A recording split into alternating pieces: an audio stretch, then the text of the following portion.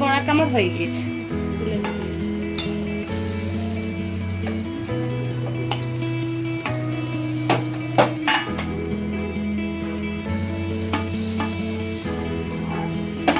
পাকা পটলের বড়া, ঠিক আছে।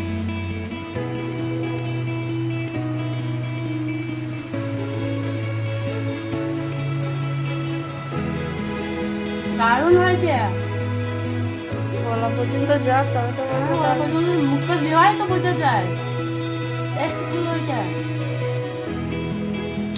আপনারাও করে দেখবেন পটলের, পাকা পটলের বড়া।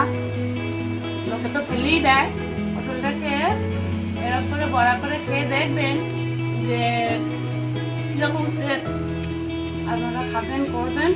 আর আমার ভিডিওটা যদি ভালো লাগে তাহলে একটা লাইক করবেন।